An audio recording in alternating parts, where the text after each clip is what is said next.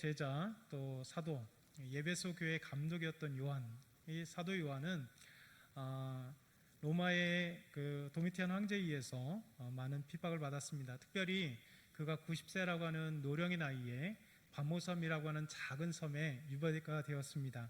그곳에서 홀로 외롭게 지내고 있었습니다.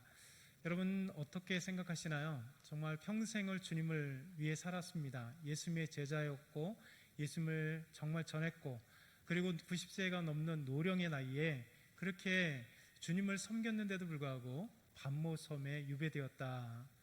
여러분이 그런 상황이라면 어떻게 될까요? 우리 주님은 그렇게 유배되었던 사도 요한에게 찾아오셨습니다. 요한을 홀로 두지 않으셨다는 것이죠.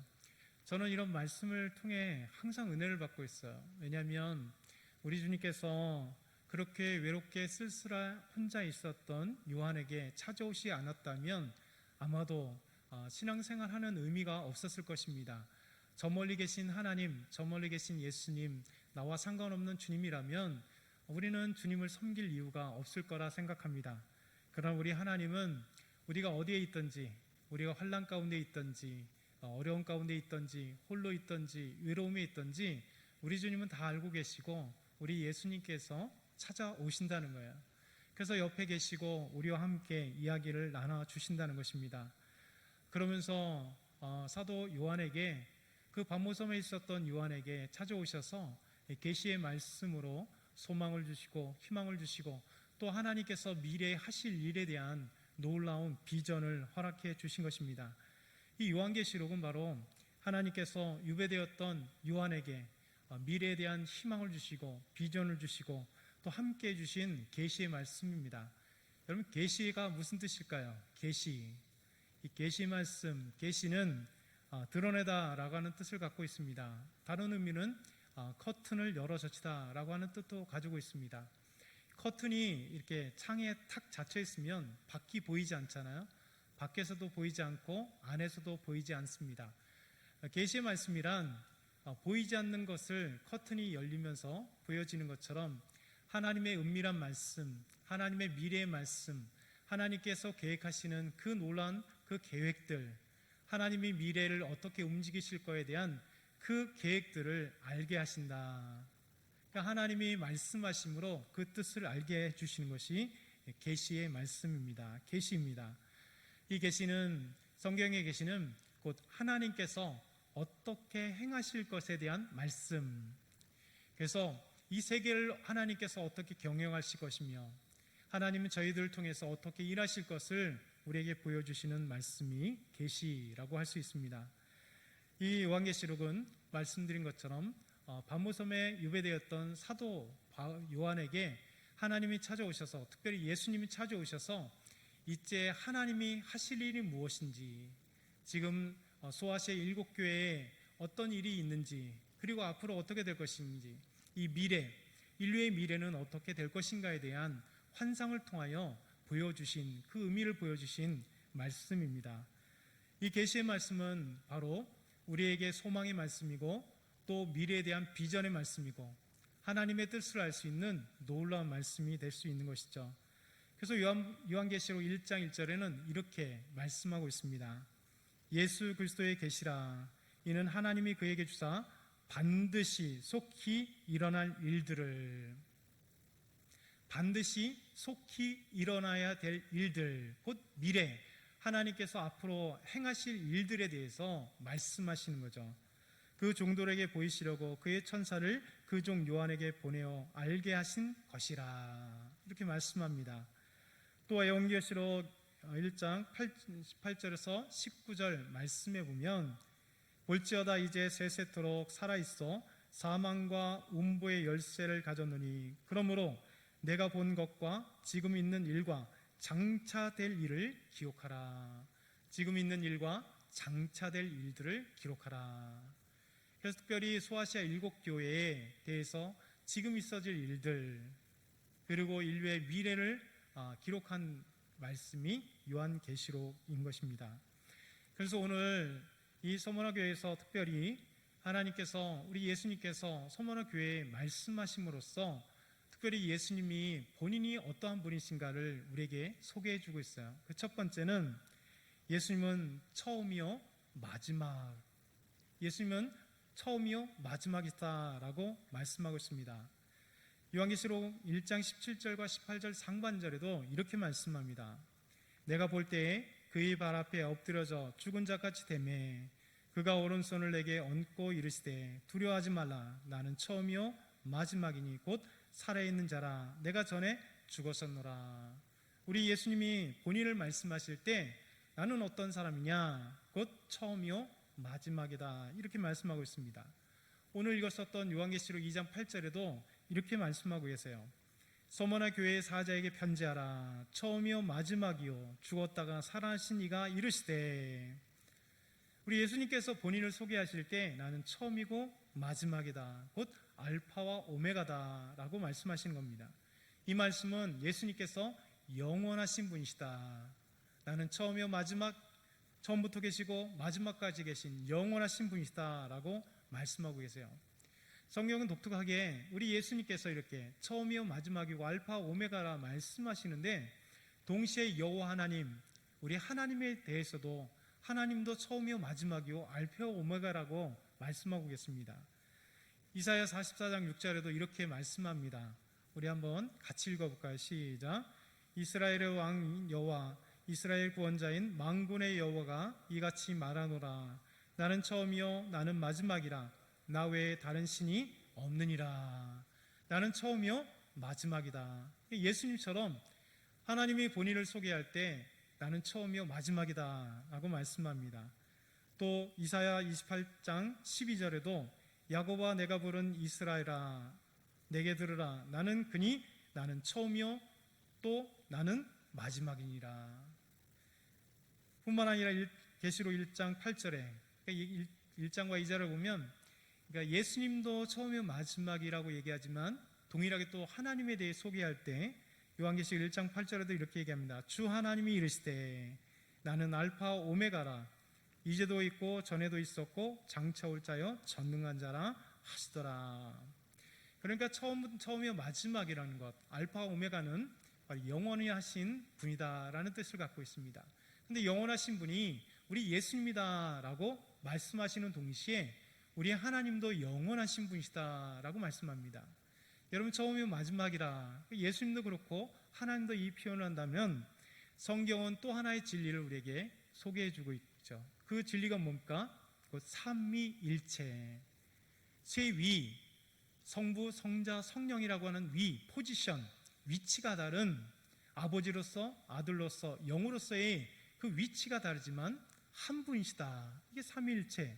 성경에는 곳곳마다 하나님과 성령님이 한 분이시다. 곧 예수님과 성령님이 한 분이시다. 예수님은 하나님이시다. 라고 하는 이 삼위일체의 비밀이 곳곳에 적혀 있습니다. 그렇기 때문에 삼위일체는 우리에게 주어지신 하나님의 놀라운 비밀입니다. 이렇게 예수님은 처음이요 마지막이라 영원하신 분이고 그리고 하나님도 처음이요 마지막이요 알파와 오메가라 말씀하신 것처럼 영원하신 분이시다. 동시에 예수님과 하나님은 같은 우리 삼위일체 하나님이시다라고 우리에게 설명하고 계시는 거죠. 우리 예수님은 서머나 교회에 편지하면서 서머나 교회 교인들에게, 성도들에게 나는 처음이요 마지막인 영원한 하나님이다, 능력의 하나님이다 라고 말씀하고 계십니다. 두 번째, 예수님은 죽었다가 살아나신 이라고 말씀하시죠. 여러분 죽음과 부활은 성경 전체에 주어진 중요한 핵심 주제입니다. 예수님의 구원 사역의 핵심 주제는 바로 십자가의 죽음과 부활이죠. 사도 바울도 이 믿음의 본질을 전할 때 정말 가서 선교할 때마다 복음을 전할 때마다 예수님의 십자가의 죽음 그리고 부활 그리고 다시 오실 재림하실 예수 그리스도를 증거했습니다. 예수님의 죽으심은 우리의 구원이고 예수님의 부활하심은 우리의 부활이라는 것이죠. 그렇기 때문에 예수님의 십자가의 죽음과 부활은 우리의 구원이고 우리가 부활할 능력을 얻었음을 선포하는 것입니다. 영생을 받아 우리가 영원토록 살 수 있다라고 하는 놀라운 은혜죠. 여러분 아담은 죄를 지어 죽었습니다. 근데 둘째 아담으로 오신 예수님께서 이 죽음의 권세를 십자가에서 죽음과 함께 그리고 부활함과 함께 죽음의 권세를 깨뜨리고 일어나신 것입니다. 둘째 아들 예수 그리스도가 우리에게 영원한 삶, 영원한 구원을 우리에게 주신 것입니다. 로마서 15장 20절과 22절, 로마서 15장은 우리에게 놀라운 사실을 우리에게 보여줍니다. 그러나 이제 그리스도께서 죽은 자 가운데서 다시 살아나사 잠자는 자들의 첫 열매가 되셨다. 사망이 한 사람으로 말미암아, 아담이죠.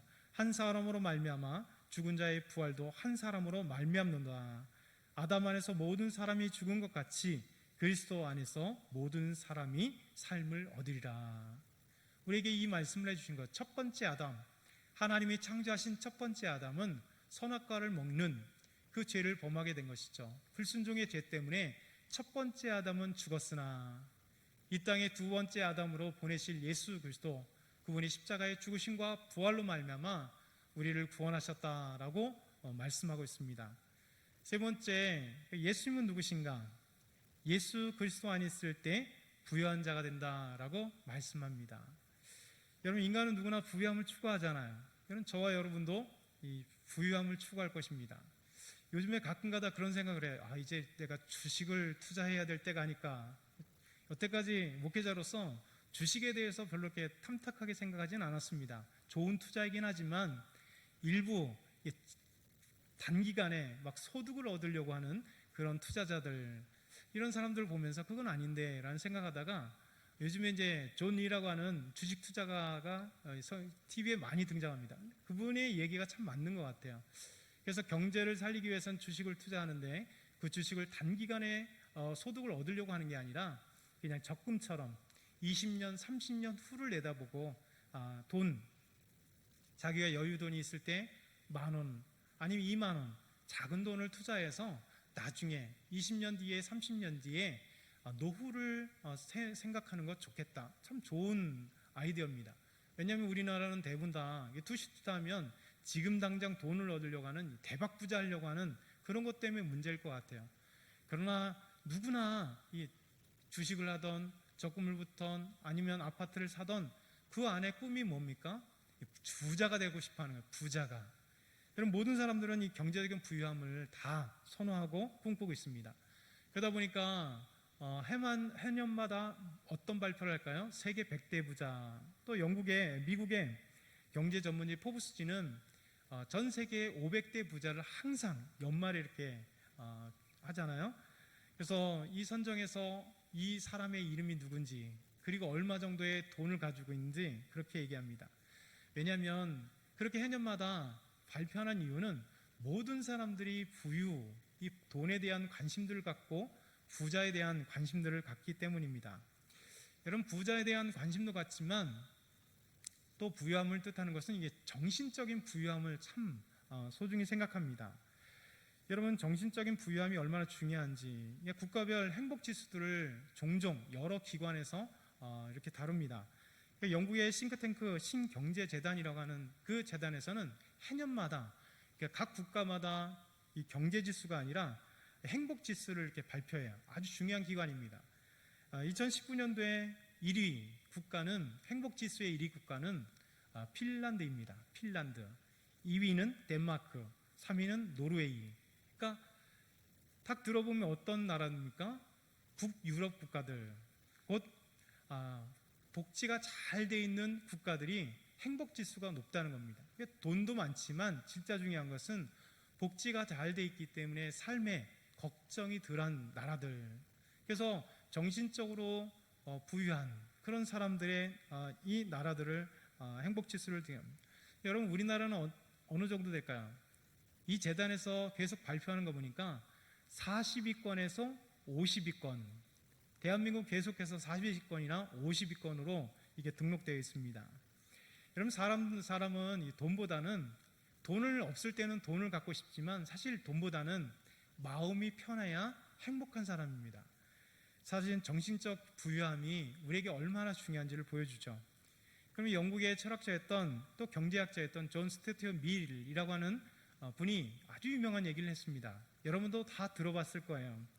배부른 돼지가 되기보다는 차라리 배고픈 사람이 되는 것이 낫다.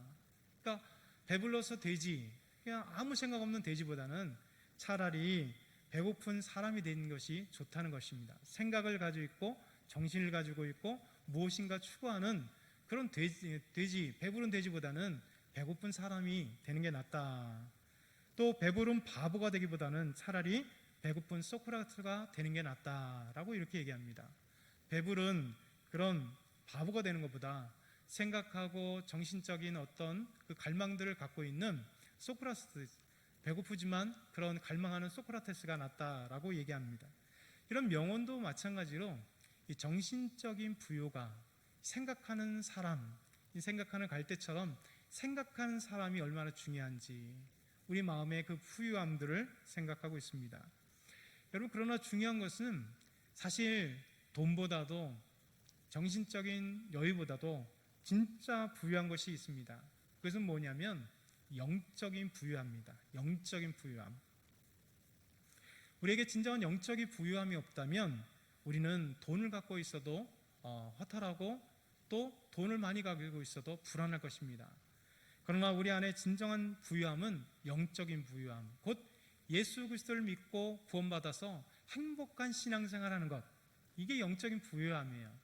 그래서 요한계시록 2장 9절은 이렇게 말씀합니다. 우리 한번 같이 읽어볼까요? 시작. 내가 내 환난과 궁핍을 알거니와 실상은 내가 부유한 자니라. 자칭 유대인이라 하는 자들의 비방도 알거니와 실상은 유대인이 아니요 사탄의 회당이라.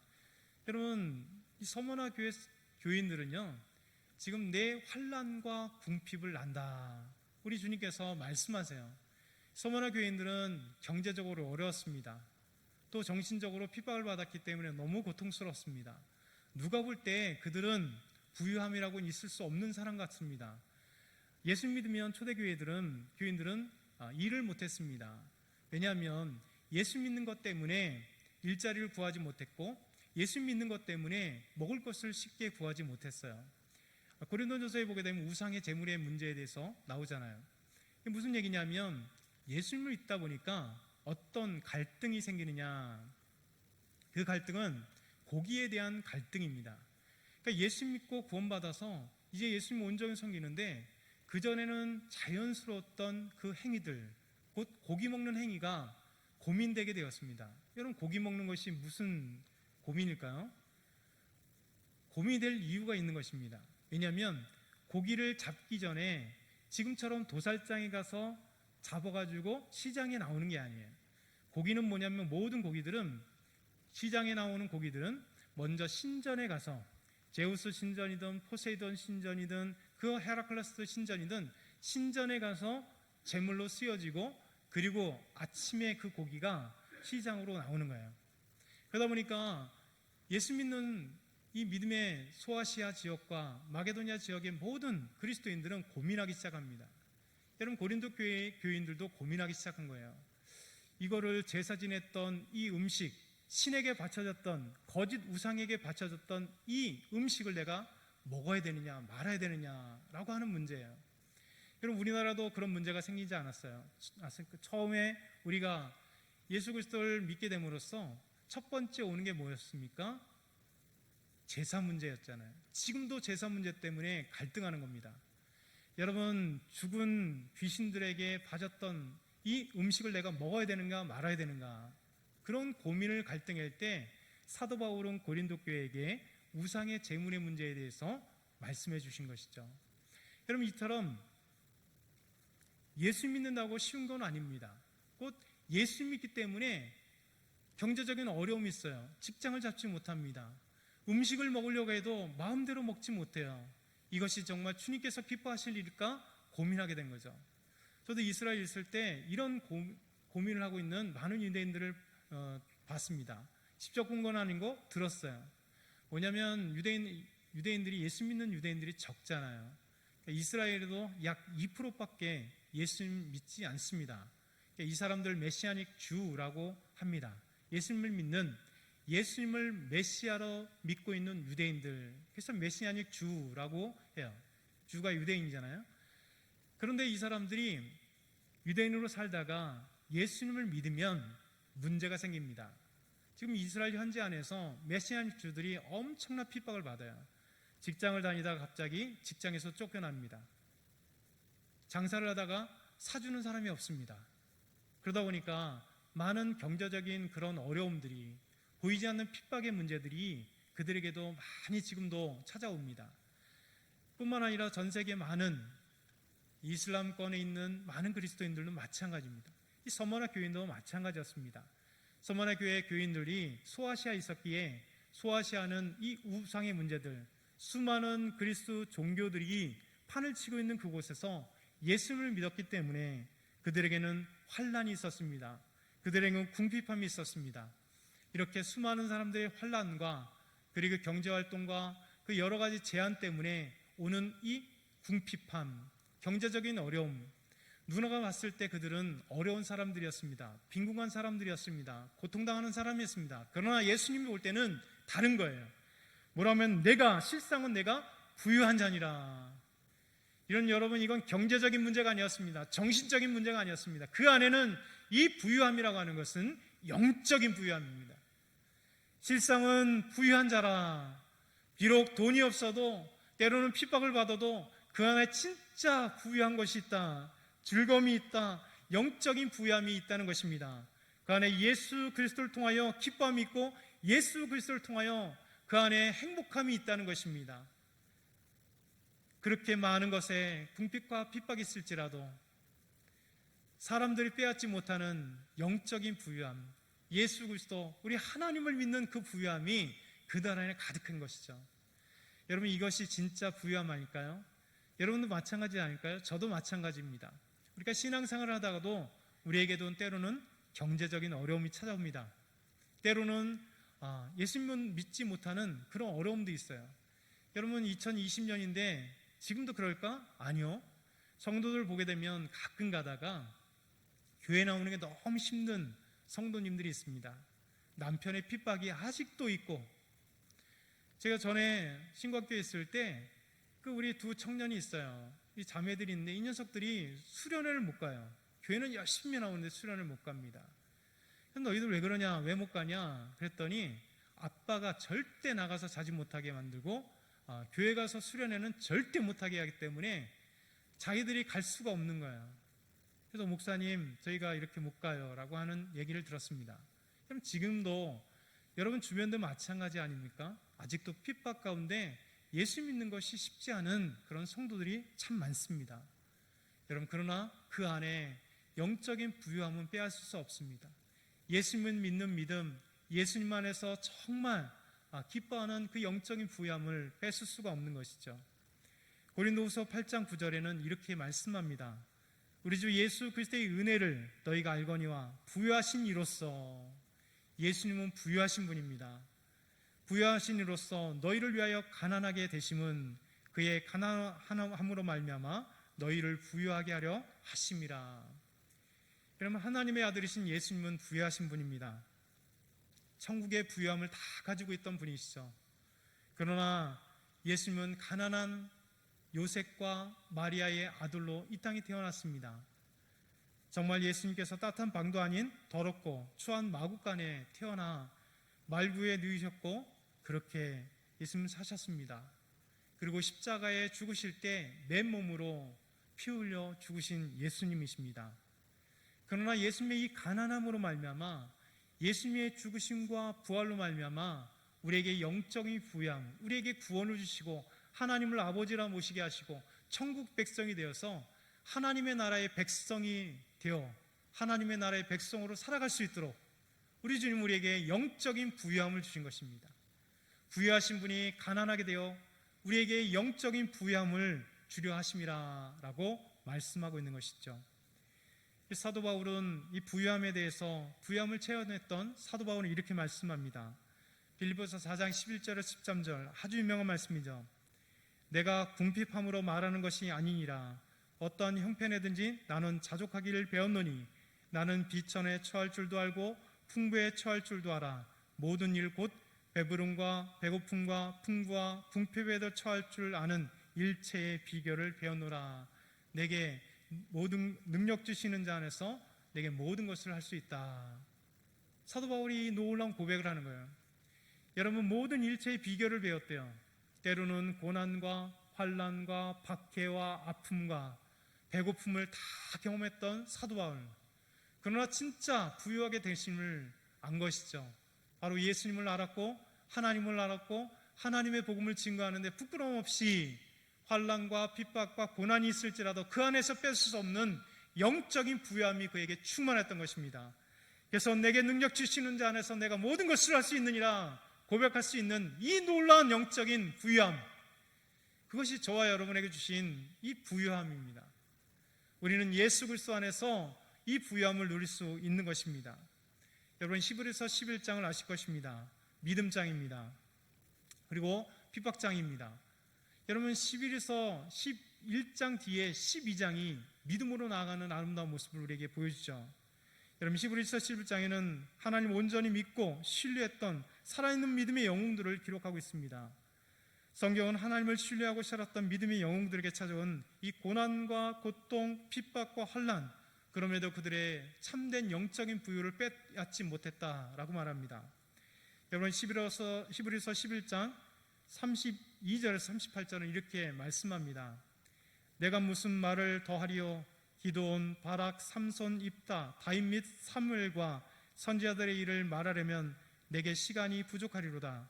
그들은 믿음으로 나라들을 이기기도 하며 의를 행하기도 하며 약속을 받기도 하며 사자들의 입을 막기도 하며 불의의 세력을 멸하기도 하며 칼날을 피하기도 하며 연약한 가운데서 강하게 되기도 하며 전쟁에 용감하게 되어 이방 사람들의 진을 물리치기도 하며 여자들은 자기들의 죽은 자들을 부활로 받아들이기도 하며 또 어떤 이들은 더 좋은 부활을 얻고자 하여 심한 고문을 받되 구차히 풀려나기를 원하지 아니하였으며 또 어떤 이들은 조롱과 책짓질 뿐 아니라 결박과 옥에 갇히는 시련도 받았으며 돌로 치는 것과 톱으로 켜는 것과 시험과 칼로 죽임을 당하며 양과 염소의 가죽을 입고 유리하여 궁핍과 환난의 박해를 받았으니.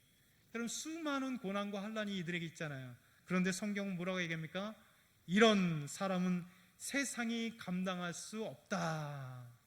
이것이 하나님의 정의입니다. 예수 믿는 사람들이 복받아 부유하게만 된다, 그건 복음이 아니죠. 참된 복음은 부유할 수 있습니다. 그러나 궁핍할 수도 있습니다. 핍박을 당할 수도 있습니다. 그러나 중요한 것은 믿음 안에서 참된 믿음의 부유는 빼앗을 수 없기에 이런 사람들은 핍박을 해도 그리고 어려움을 당해도 죽여도 이 사람들의 믿음을 빼앗을 수 없기에 이런 사람들은 세상이 감당하지 못한다라고 성경 우리에게 말씀하고 있는 거죠. 여러분, 이것이 복음의 능력입니다. 우리 안에 영성인 영적인 부유함을 갖고 있는 우리들의 그 놀라운 능력입니다. 여러분도 마찬가지 아닙니까? 여러분의 삶 가운데 핍박이 온다 할지라도 환난이 온다 할지라도 여러분이 예수님 버리시겠어요? 예수님 버릴 수 없잖아요. 우리 안에 참된 성령이 충만함으로 말미암아 경제적인 어려움이 있어도 여러분 교회 와서 눈물을 흘리면서 하나님을 찬송하며 기도할 때, 아버지 하면서 하나님 부를 때 우리 안에는 영적인 기쁨이 막 샘솟아 오릅니다. 성령님은 우리 안에 기쁨을 주시고 소망을 주시고 감사가 흘러나오게 만들고, 여러분 상황은 변하지 않았습니다. 눈을 뜨면 경제적인 어려움, 내가 해결해야 될 그 어려움이 내 앞에 눈에 닥쳐 있어요. 사람들의 관계의 문제가 해결되지 않았습니다. 삶의 문제들이 수없이 많아요. 그런데도 불구하고 내 안에 흘러나오는 그 아름다운 기쁨을 누가 주시나요? 영적인 부유함, 곧 구원받은 사람들에게 주시는 하나님의 놀라운 은혜가 우리 안에 흘러나오게 되어 있는 것입니다. 그래서 입속에는 삶은 어려운데 찬양이 흘러나오게 되어 있어요. 우리 안에 기도가 흘러나오게 되어 있고, 하나님 감사합니다, 감사합니다라고 하는 이 감사가 우리 입술 속에 흘러나오잖아요. 여러분, 그것 때문에 우리 영적인 풍성함을 가진 사람들, 그것 때문에 살아가는 이유이고, 그것 때문에 하나님을 믿는 이유고, 그것 때문에 예수님을 믿는 이유가 되는 것입니다. 여러분, 믿음의 영혼들은 절대 세상이 그 믿음을, 그 영적인 부유함을 빼앗을 수 없는 것입니다. 사도 바울은 또 이렇게 고백합니다. 빌립보서 3장 7절에서 9절. 그러나 무엇이든지 내게 유익하던 것을 내가 그리스도를 위하여 다 해로 여길 뿐더러 또한 모든 것을 해로 여김은 내 주 그리스도 예수를 아는 짓이 가장 고상하기 때문이라. 내가 그를 위하여 모든 것을 잃어버리고 배설물로 여김은 그리스도를 얻고 그 안에서 발견되려 함이니.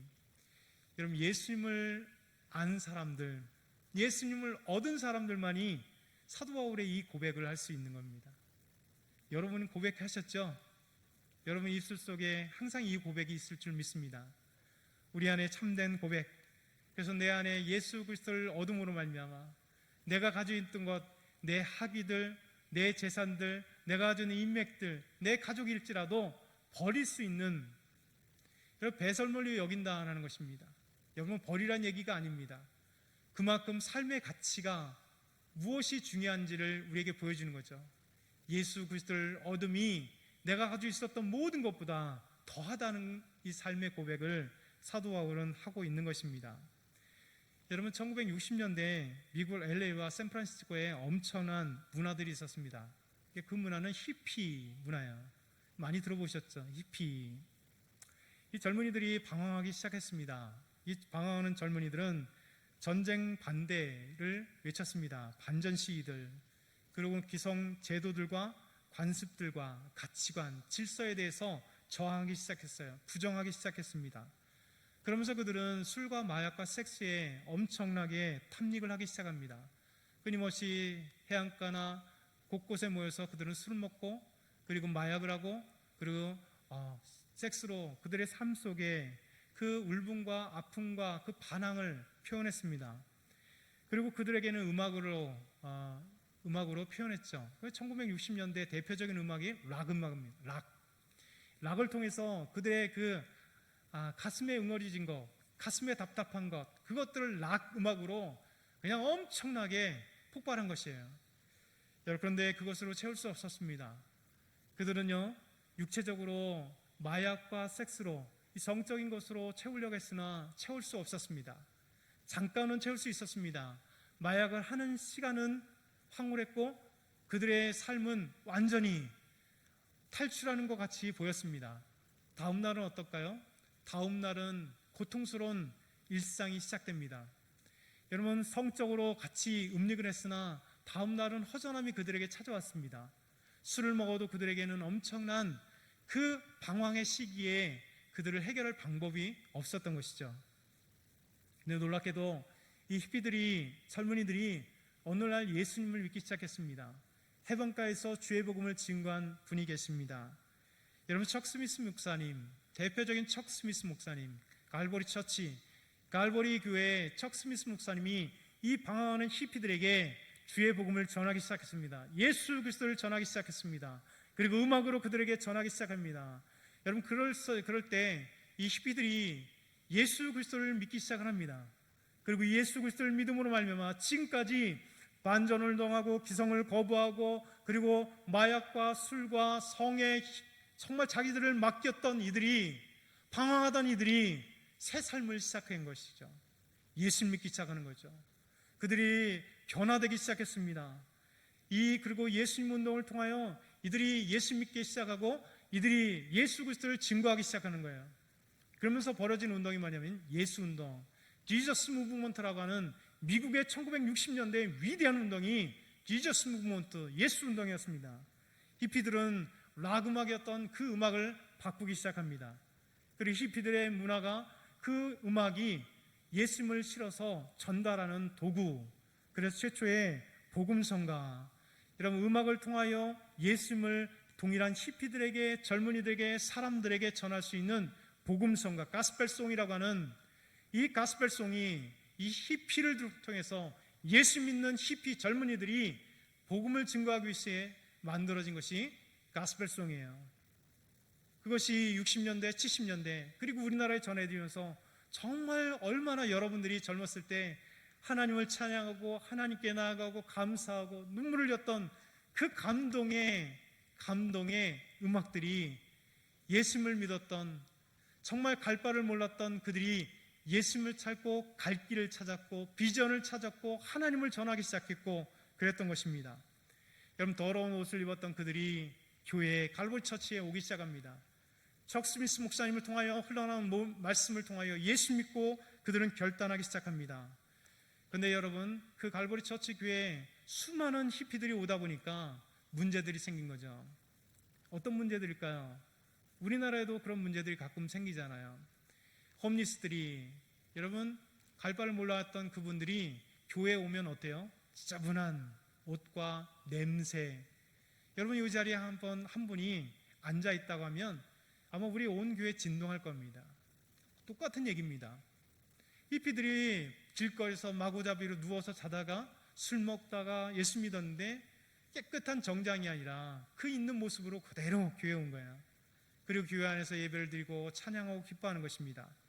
그때 갈보리 처치에 있는 장로님들이 이런 얘기를 했습니다. 교회 카페트가 더러워지기 때문에 더 이상 히피들을 들어오지 못하도록 합시다 라고 척 스미스 목사님에게 건의를 했습니다. 그때 척 스미스 목사님이 유명한 얘기를 합니다. 한 영혼이 구원을 받는 게 중요하지 교회 카페트가 중요합니까?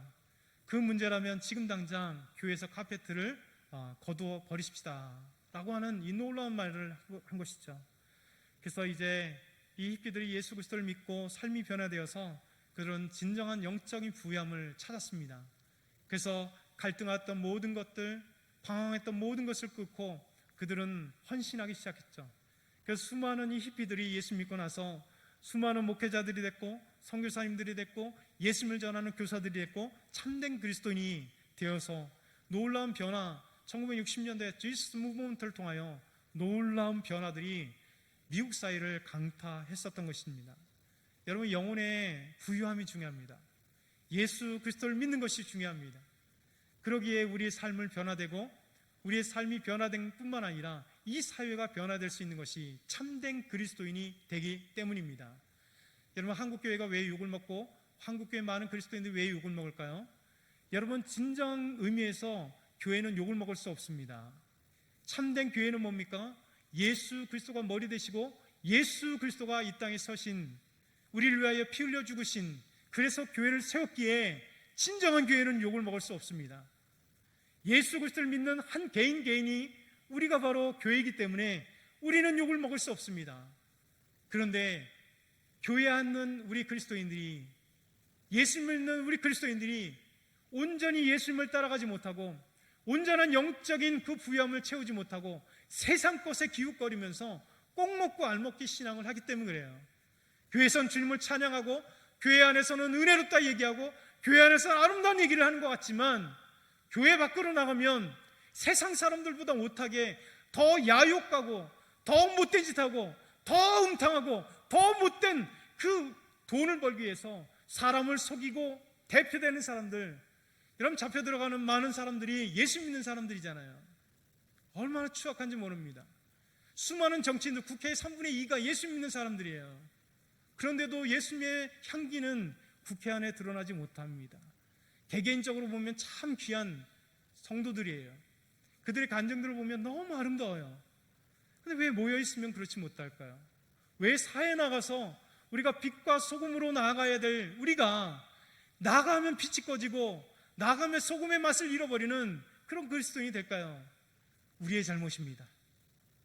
우리 안에 예수 그리스도를 담고 있고 우리 안에는 하나님을 담고 있고 참된 영적인 부유함이 있어야 되는데, 여러분, 영적인 부유함이 없다 보니까, 은혜가 없다 보니까 하나님의 삶이, 예수님의 삶이 내 안에 가득하고 예수님의 비전이 나의 비전이 되고 하나님의 비전이 나의 비전이 되어야 되는데 하나님의 비전은 없어지고 이 땅 가운데 오직 비전이란 돈 버는 거에 비전을 두고 이 땅 가운데 출세하는 것만 비전을 갖고, 여러분, 그것이 우리 그리스도인이 되어버렸기 때문에 세상 가운데 빛을 잃어버렸고 세상 가운데 이 소금이 그 맛을 잃어버렸기에 세상의 지탄이 되는 거예요. 그렇지 않습니까? 여러분, 참된 교회는 욕먹을 수 없어요. 예수 그리스도이기 때문에요. 예수 그리스도를 세워지는 교회, 예수 그리스도를 마음속에 품은 우리 안에 예수 그리스도를, 하나님을 품은 우리가 성전이고 우리가 그리스도인 온전한 교회이기 때문에 여러분, 우리가 삶이 바라야 됩니다. 우리 그리스도인들이 바른 생각을 해야 돼요.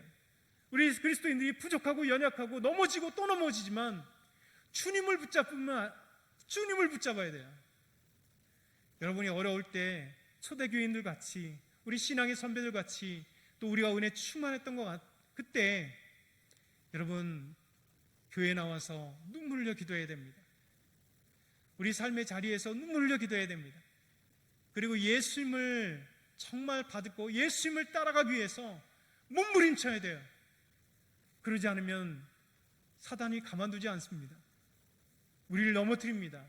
영적인 부유함보다도 세상의 경제적인 부유함을 추구하고 세상의 정신적인 부유함을 추구해서 여러분 그 세상의 그 노래가 얼마나 우리를 만족하게 해요.